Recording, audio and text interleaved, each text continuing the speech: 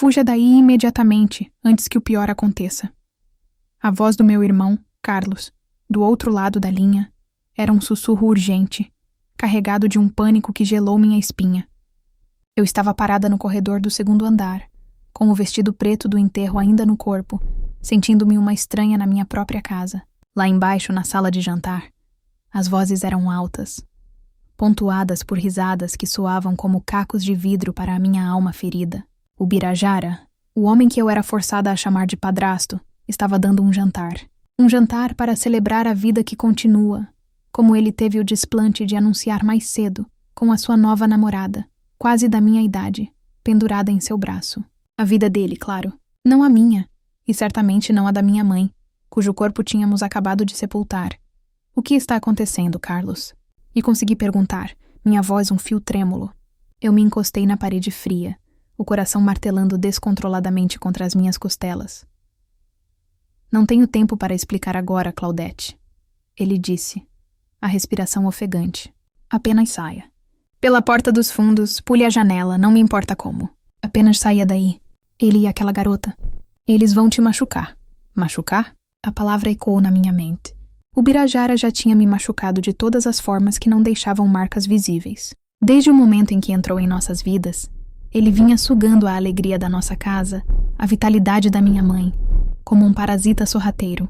Minha mãe, tão doce e cheia de vida, casou-se com ele quando eu tinha apenas 5 anos. Meu pai biológico, um homem que só conheço por fotografias e pelas histórias amorosas que mamãe contava, faleceu num trágico acidente de carro antes mesmo de eu nascer. Ela, sozinha e com uma filha pequena para criar, viu em Ubirajara um porto seguro, uma chance de me dar a figura paterna que a vida me negou. Ela ansiava por um marido que a amasse, que a ajudasse a carregar o peso do mundo. No início, ele era a personificação do príncipe encantado. Trazia flores para ela e bonecas para mim. Seus sorrisos eram largos e suas promessas grandiosas. Ele era o homem perfeito aos olhos de uma viúva solitária e de uma criança carente. Mas a fachada não demorou a ruir. Lentamente, a tinta do homem bom começou a descascar, revelando a madeira podre por baixo. As brincadeiras se tornaram críticas veladas. O cuidado se transformou em controle. Ele a convenceu a transferir a gestão da confeitaria da família, um negócio próspero que meu avô construiu com suor e açúcar para o nome dele, alegando que ela precisava descansar e que ele sabia como multiplicar o patrimônio. Minha mãe aguentava tudo por mim. Eu sei disso. Ela via a forma como eu olhava para os meus colegas de escola sendo abraçados por seus pais no portão e não queria me tirar a imagem, mesmo que falsa, de uma família completa. Ela suportou a frieza, o desdém e o controle silencioso para que eu pudesse ter um pai. Quantas noites eu não fingi dormir enquanto ouvia as discussões abafadas que vinham do quarto deles. A voz dela, sempre suave, tentando apaziguar. A dele, baixa e cortante, cheia de uma autoridade que ele nunca mereceu ter. Pela manhã, ela aparecia com os olhos vermelhos, mas com um sorriso nos lábios, preparando o meu café da manhã como se nada tivesse acontecido. Está tudo bem, meu amor. Ela mentia, e eu, por muito tempo, acreditei. Carlos, meu irmão mais velho, filho do primeiro casamento da mamãe, nunca caiu na lábia de Ubirajara. Ele via o predador por trás do sorriso, o lobo na pele de cordeiro. Ele tentou alertar nossa mãe inúmeras vezes, mas ela estava determinada a fazer aquele casamento dar certo, por minha causa. A tensão se tornou insuportável, e assim que pôde, Carlos saiu de casa, deixando para trás um ambiente que ele descrevia como tóxico. A distância física, no entanto, nunca quebrou nosso laço. A doença da minha mãe foi súbita e cruel, um câncer que a consumiu rapidamente. E foi nesse período de dor e fragilidade que a verdadeira natureza de Ubirajara se mostrou sem disfarces. Ele mal a visitava no hospital. Reclamava dos custos do tratamento, das complicações que a doença dela trazia para os negócios. Enquanto minha mãe lutava pela vida, ele já estava vivendo a dele, com a jovem que agora ocupava o lugar da minha mãe à mesa de jantar. Eu via as mensagens que chegavam no celular dele, as saídas tarde da noite sob o pretexto de reuniões importantes. A dor da doença da minha mãe se misturava com a náusea da traição que eu testemunhava em silêncio. Nos seus últimos dias, eu não saí de perto dela. Segurava sua mão, lia seus livros favoritos, falava sobre o futuro. Um futuro que, no fundo, eu sabia que ela não teria. O Birajara fazia visitas protocolares de poucos minutos, com uma expressão de falsa preocupação, antes de sumir novamente. O alívio em seu rosto quando o médico nos deu a notícia final foi algo que jamais esquecerei. Era o olhar de um homem que acabava de se livrar de um fardo. Agora, o som da sua voz cavernosa subia pela escada, propondo um brinde. "A Annette", ele disse, usando o nome da minha mãe, que foi uma grande mulher, e que onde quer que esteja, certamente quer que sejamos felizes. A bile subiu pela minha garganta. O ódio, um sentimento denso e escuro, me preencheu. Ele não estava apenas seguindo em frente, ele estava profanando a memória dela, celebrando sua liberdade sobre o túmulo ainda fresco da mulher que lhe deu tudo. O aviso do meu irmão ecoou com uma clareza aterrorizante. "Fuja daí. O pior vai acontecer." E por alguma razão, eu sabia que o pior estava prestes a bater na porta do meu quarto. Aquele jantar era apenas a cereja no bolo podre que o Birajara vinha confeitando desde o momento em que minha mãe deu seu último suspiro. O verdadeiro show de horror tinha começado no dia anterior, no velório. Um lugar que deveria ser de luto, de respeito e de memórias sagradas. Ele transformou num palco para o seu egoísmo. Enquanto eu estava ao lado do caixão, recebendo os abraços e as palavras de consolo de amigos e familiares, com o rosto inchado de tanto chorar, o Birajara circulava pelo salão. Ele não chorava. Mantinha uma expressão séria, quase teatral, apertando mãos e agradecendo a presença de todos com uma solenidade que soava completamente falsa. Eu tentei acreditar que cada um lida com a dor de uma forma, que talvez o choque o tivesse deixado anestesiado. Mas a minha ingenuidade se estilhaçou no momento em que ela chegou. Ela era jovem, talvez com a minha idade, 19 ou 20 anos. Usava um vestido preto justo demais para a ocasião. Um batom vermelho que feria os olhos em meio à palidez do luto ao redor. Caminhou até o Birajara com uma confiança que não pertencia àquele lugar, e ele a recebeu com um sorriso discreto, mas que não passou despercebido por mim. Ele colocou a mão na base das costas dela e começou a apresentá-la às pessoas. "Essa é Bruna, uma amiga muito querida que está me dando apoio nesse momento difícil." Amiga. A palavra soou como uma ofensa. Eu a reconheci. Era a mesma mulher que eu tinha visto de relance algumas vezes, entrando no carro dele perto do escritório. A reunião importante que o tirava de perto do leito de morte da minha mãe.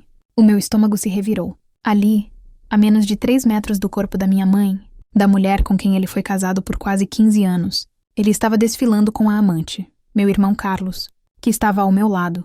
Segurou meu braço com força, como se sentisse a onda de fúria que emanava de mim. "Não faça nada, Claudete. Não aqui", ele sussurrou no meu ouvido. "Não dê a ele o gostinho de te ver perder o controle. Ignore." Tentei seguir o conselho dele, focando nas lembranças da minha mãe, no seu sorriso, na sua voz. Mas era impossível. A presença daquela garota era como um grito no meio de 1 minuto de silêncio. Alguns parentes mais velhos lançavam olhares de reprovação, cochichavam entre si, mas ninguém teve a coragem de confrontá-lo. O Birajara sempre teve esse poder de intimidar, de fazer as pessoas se sentirem desconfortáveis em desafiá-lo. O ponto alto do seu desrespeito, no entanto, veio mais tarde quando ele se aproximou de mim com a tal Bruna a tiracolo. "Minha filha", ele começou, com aquela voz aveludada que ele usava para manipular. "Quero que conheça a Bruna. Ela tem sido um anjo na minha vida." Eu levantei meus olhos e encarei os dela. Não havia uma gota de compaixão em seu rosto. Havia curiosidade, talvez até um pouco de triunfo. Ela me olhou de cima a baixo, como se estivesse me avaliando. "Sinto muito pela sua perda", disse ela, com uma voz fina e ensaiada. Soou tão sincero quanto uma nota de R$3. Eu não respondi, apenas a encarei, deixando todo o meu nojo, toda a minha dor e toda a minha raiva transparecerem no meu olhar. O silêncio se tornou pesado, desconfortável. O Birajara pigarreou. "Claudete não está muito bem, querida. É compreensível", disse ele, passando a mão nos cabelos dela. "Mas ela vai melhorar. Nós vamos cuidar dela, não é mesmo?" Nós. Aquele nós foi a facada final. Ele já a estava incluindo na nossa vida, na casa que minha mãe construiu, nos planos que deveriam ser apenas meus e dele, como enteada e padrasto enlutados. Ele não estava apenas substituindo minha mãe como esposa. Estava tentando apagar a existência dela e colocar aquela estranha em seu lugar. Fiquei ali, paralisada, enquanto eles se afastavam para conversar com outras pessoas. Senti uma náusea tão forte que precisei correr para o banheiro, onde vomitei a pouca comida que tinha conseguido engolir naquele dia. Olhando meu reflexo pálido no espelho, eu vi o rosto de uma garota órfã. Uma garota cuja dor estava sendo pisoteada pelo homem que deveria protegê-la.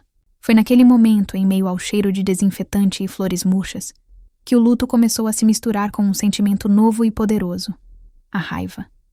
Uma raiva fria e determinada. Agora, presa no andar de cima da minha própria casa, com o som da festa macabra ecoando lá de baixo e o aviso do meu irmão queimando em meus ouvidos, tudo fazia sentido. O desrespeito no velório, a apresentação da amante, a pressa em continuar a vida. Não era apenas sobre seguir em frente. Era sobre posse, sobre controle. O Birajara queria tudo o que era da minha mãe. E, pelo visto, eu era a última peça no seu tabuleiro, o último obstáculo em seu caminho. A conversa que tive com Carlos, pouco antes de ele ir embora do enterro, voltou à minha mente. Ele me abraçou forte e disse: "Fique de olho nele, Claudete. Ele não vale nada. Papai, antes de morrer, deixou tudo no nome da mamãe para garantir nosso futuro, o meu e o seu. Ela nunca passaria as coisas para o nome do Ubirajara, não a confeitaria. Mas ele é esperto. Ele é um rato. Não assine nada, não importa o que ele diga." Na hora, eu não entendi a urgência em suas palavras. Achei que era apenas o desprezo de sempre falando mais alto. Mas agora, com o telefonema desesperado dele, a peça final do quebra-cabeça se encaixou. O jantar, a festa, não era uma celebração da vida. Era uma armadilha montada para mim. A voz de Ubirajara soou pela escada, melosa e autoritária. "Claudette, desça, minha filha. Nossos convidados estão esperando para te dar um abraço. A vida tem que continuar." Cada palavra era uma pá de cal sobre a memória da minha mãe. A vida tem que continuar. A frase que ele repetia como um mantra desde que ela adoeceu. A vida dele, claro. Uma vida construída sobre o império que minha mãe e meu avô ergueram. O telefonema do meu irmão não era um aviso. Era uma chave que abria a porta para o porão escuro da ganância de Ubirajara. E o documento que Carlos mencionou tinha que estar aqui, em algum lugar nesta casa. Meu coração parecia querer saltar pela boca, mas o medo começou a se transformar em uma adrenalina fria. Eu não era mais apenas a filha de luto. Eu era a guardiã do legado da minha mãe. Fugir não era o suficiente. Carlos disse para eu sair, mas ele também disse para não assinar nada. Se eu apenas fosse embora, o Birajara simplesmente adiaria seu plano. Ele me caçaria, me manipularia com falsas promessas de cuidado e luto compartilhado, até conseguir o que queria. Não. Eu não ia apenas fugir. Eu ia arrancar a arma da mão dele. Com os pés descalços para não fazer barulho, atravessei o corredor em direção ao escritório de Ubirajara. Era o seu santuário, um cômodo que minha mãe detestava, redecorado por ele com móveis escuros e pesados que não combinavam em nada com o resto da casa. A porta, para minha sorte, estava apenas encostada. O som da música e das conversas lá de baixo abafava o rangido suave das dobradiças quando a empurrei. O quarto estava escuro, iluminado apenas por um feixe de luz da lua que entrava pela janela. O cheiro era o dele. Charutos caros e uma colônia forte e enjoativa. Minhas mãos tremiam enquanto eu tateava a parede em busca do interruptor. A luz que se acendeu pareceu forte demais, quase uma agressão. Pisquei, meus olhos se ajustando, e comecei minha busca frenética. Onde ele guardaria algo tão importante? A mesa de mogno maciço era o centro de tudo. Abri a primeira gaveta. Contas, extratos bancários, papéis de negócios que eu não entendia. Nada. A segunda gaveta estava trancada. Meu pânico começou a crescer. Eu não tinha tempo. A qualquer momento ele poderia subir para me procurar. Olhei ao redor, desesperada. Havia um pequeno vaso de plantas na estante. Sem pensar duas vezes, peguei-o e voltei para a gaveta. O som da cerâmica se quebrando contra a madeira pareceu um trovão para mim. Mas lá de baixo, ninguém pareceu notar. Usei um dos cacos para forçar a fechadura. Era uma fechadura simples. Com um estalo, a gaveta cedeu. E lá estava. Uma pasta de couro.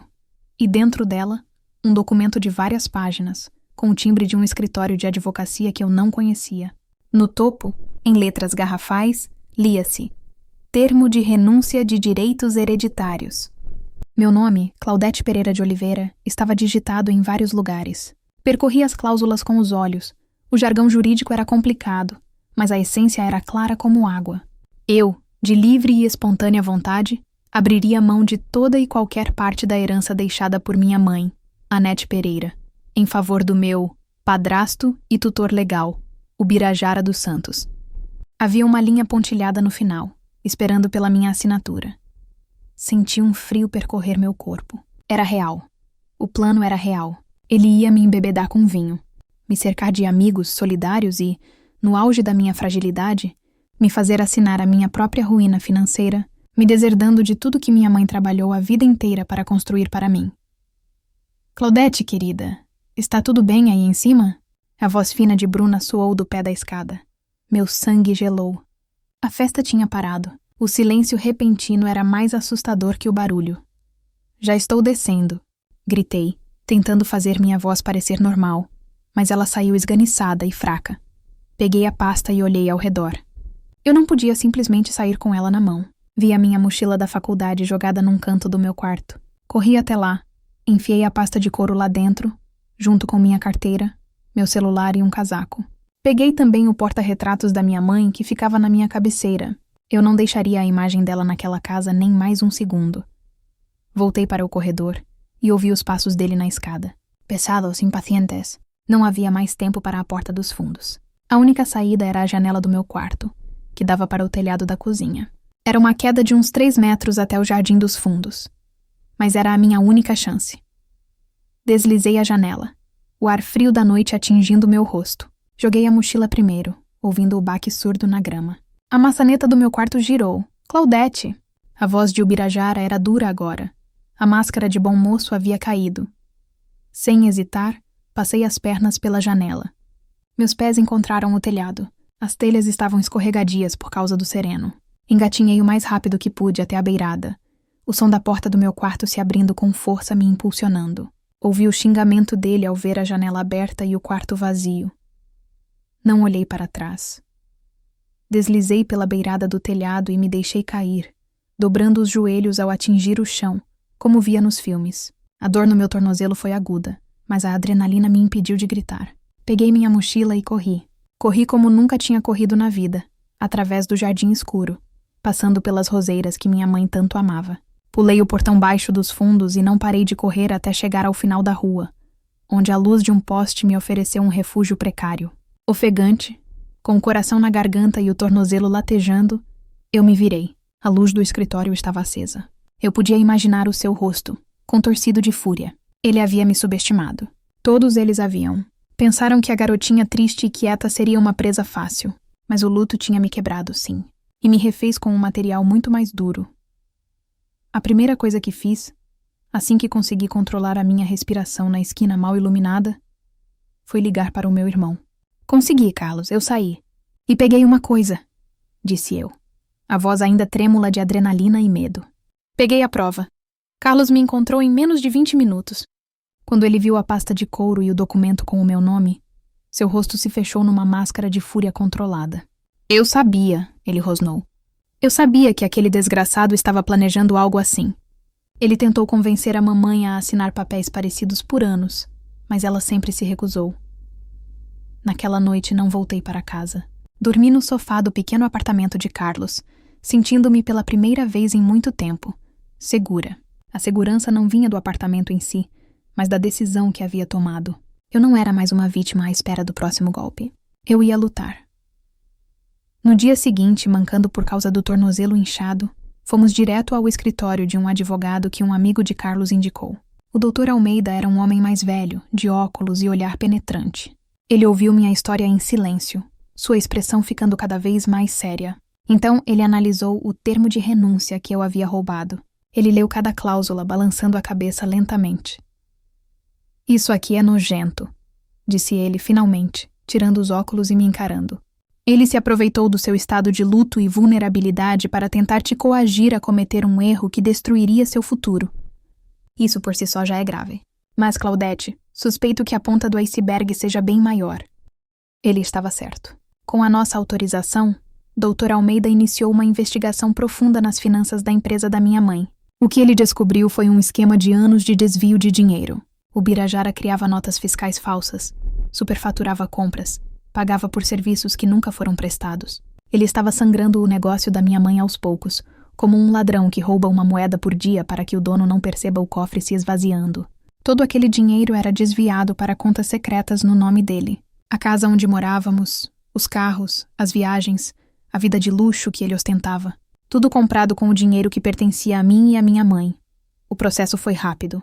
A tentativa de me fazer assinar a renúncia, um ato de coação clara, somada às provas irrefutáveis de fraude e roubo, formou um caso sólido como uma rocha. Quando Ubirajara recebeu a notificação judicial, ele tentou de tudo. Ligou para mim, chorando, dizendo que tudo não passava de um mal-entendido, que ele só queria proteger o patrimônio para mim. Depois, quando viu que suas lágrimas de crocodilo não funcionavam, ele passou a me ameaçar, dizendo que me colocaria na rua, que eu era uma filha ingrata. Mas ele não tinha mais poder sobre mim. Suas palavras eram vazias. O juiz concedeu uma liminar que o proibia de chegar perto de mim e o congelamento de todas as suas contas bancárias. E foi aí que o castelo de cartas dele desmoronou. A jovem Bruna, o anjo que o estava apoiando, desapareceu assim que o primeiro cartão de crédito dele foi recusado.